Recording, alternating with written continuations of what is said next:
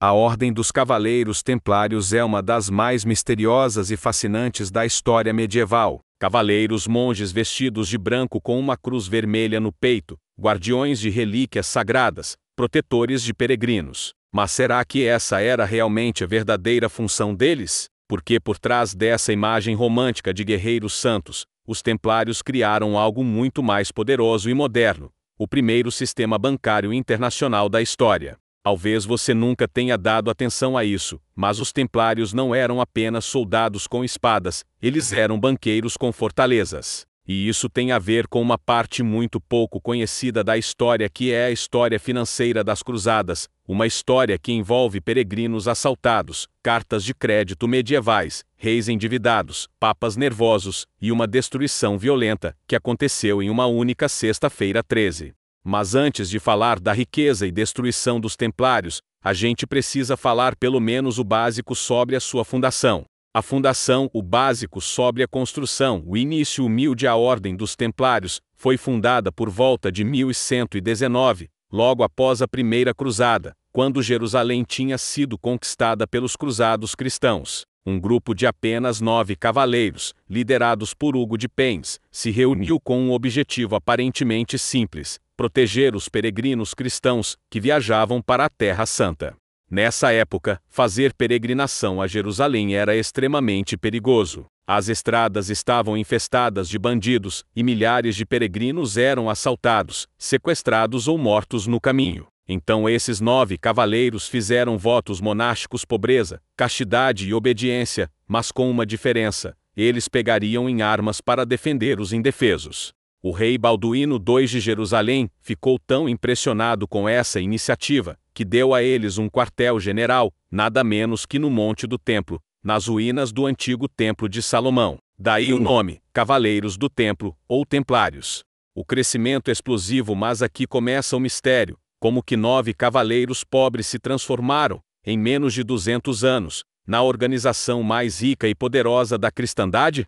Em 1129, apenas 10 anos após a fundação, a ordem já tinha recebido o apoio oficial da Igreja no Concílio de Troyes. O influente Bernardo de Claraval, um dos homens mais poderosos da época, escreveu um tratado defendendo os templários, algo revolucionário: monges guerreiros que podiam matar sem pecar, desde que estivessem matando infiéis. A partir daí, doações começaram a jorrar de toda a Europa. Nobres, reis e até pessoas comuns doavam terras, castelos, dinheiro. Alguns entravam para a ordem e entregavam todas as suas propriedades. Em poucas décadas, os templários tinham propriedades da Escócia até Jerusalém, de Portugal até a Polônia. A transformação, os usos inusitados de guerreiros a banqueiros. Agora vem a parte que normalmente não contam nas histórias românticas.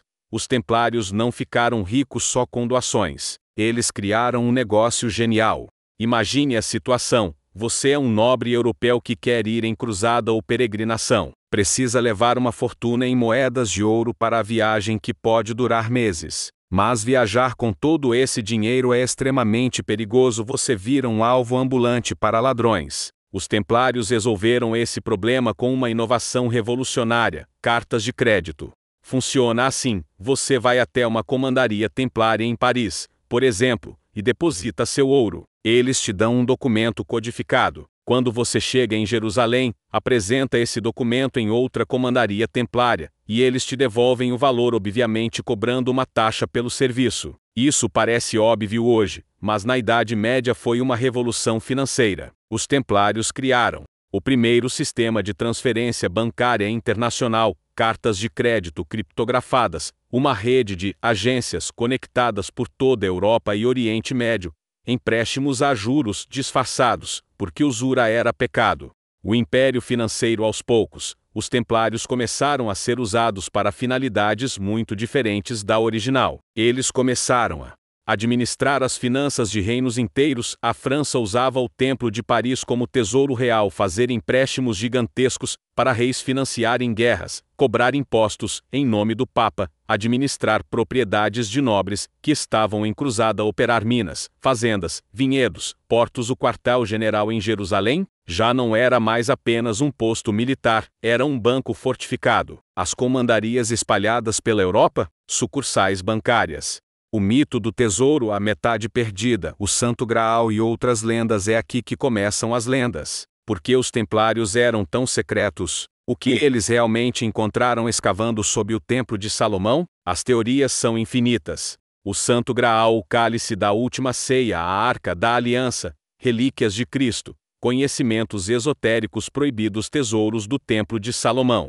A verdade é que não sabemos. Os templários tinham rituais de iniciação secretos, cerimônias fechadas, e uma hierarquia que não prestava contas a ninguém exceto ao Papa. Isso alimentou rumores de heresia, adoração de ídolos, o famoso Bafomé, e pactos com forças obscuras. Mas havia algo muito mais concreto que interessava aos poderosos: o tesouro financeiro dos templários. A queda, o terremoto que derrubou tudo, o rei endividado. Aqui chegamos ao evento decisivo equivalente ao terremoto de 1349 do Coliseu, mas para os templários, foi a sexta-feira 13 de outubro de 1307. Filipe Intravenoso, o rei da França, tinha um problema: estava falido. Tinha gastado fortunas em guerras, e precisava desesperadamente de dinheiro. E havia uma organização extremamente rica operando livremente em seu território, tecnicamente acima de sua autoridade, porque respondiam apenas ao Papa. Filipe já tinha tentado outras soluções: expulsou os judeus, e confiscou seus bens, desvalorizou a moeda, ganhou o apelido de Filipe o Falso, tentou taxar a igreja, entrou em conflito com o Papa, mas os templários eram o prêmio maior. Filipe planejou tudo em segredo com precisão militar.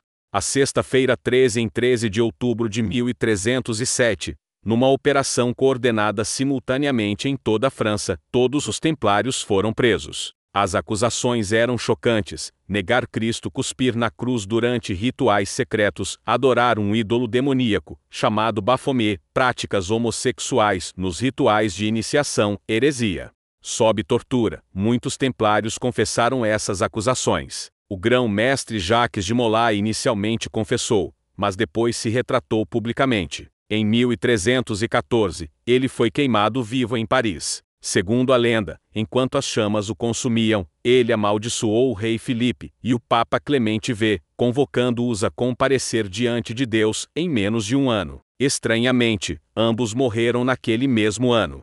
O mistério do tesouro desaparecido. Mas aqui está o grande mistério: quando as tropas de Filipe invadiram o Templo de Paris e outras comandarias, o tesouro lendário dos templários não estava lá. Documentos, ouro, relíquias sagradas, tudo tinha desaparecido. Há teorias de que foi escondido em túneis secretos, foi transportado em navios para a Escócia, que não reconhecia a autoridade papal, foi para Portugal, onde a ordem foi simplesmente renomeada, foi enterrado em algum lugar, gerando séculos de caça ao tesouro. O legado onde encontrara, metade perdida. Onde estão os templários hoje? Diferente do Coliseu, que podemos apontar onde as pedras foram parar, Basílica de São Pedro, palácios romanos, o legado templário é mais difuso. No sistema financeiro moderno, bancos internacionais, cartas de crédito e cheques, transferências eletrônicas, criptografia financeira. Em outras ordens, Ordem de Cristo, Portugal financiou as navegações, cavaleiros hospitalários absorveram propriedades templárias, maçonaria alegam conexão espiritual, sem prova histórica, na cultura popular. Livros, Código da Vinci, filmes, Indiana Jones, A Última Cruzada, teorias conspiratórias modernas, jogos, Assassin's Creed. A ironia final. Então, os templários eram guardiões do Santo Graal ou banqueiros medievais? A resposta honesta: principalmente banqueiros. As evidências históricas mostram que os templários criaram um império financeiro sofisticado que rivalizava com reinos inteiros. Eles inovaram o sistema bancário, criaram redes de crédito internacional, e acumularam riqueza e poder político imenso. Mas aqui está a ironia: foi exatamente esse poder financeiro, não segredos místicos ou relíquias sagradas, que causou sua destruição. Um rei endividado precisava de dinheiro, e os templários tinham muito. As acusações de heresia foram apenas a desculpa conveniente. Curiosamente, assim como o Coliseu foi preservado pelos papas que antes o dilapidaram, o legado templário foi preservado exatamente por aquilo que eles criaram: um sistema financeiro que era poderoso demais para morrer completamente. As técnicas bancárias que inventaram continuam vivas, mesmo que a ordem tenha sido destruída. E se você quer conhecer outras histórias de organizações secretas que mudaram a história, ou outros mistérios medievais que não são o que parecem, dá uma olhada nesses vídeos aqui.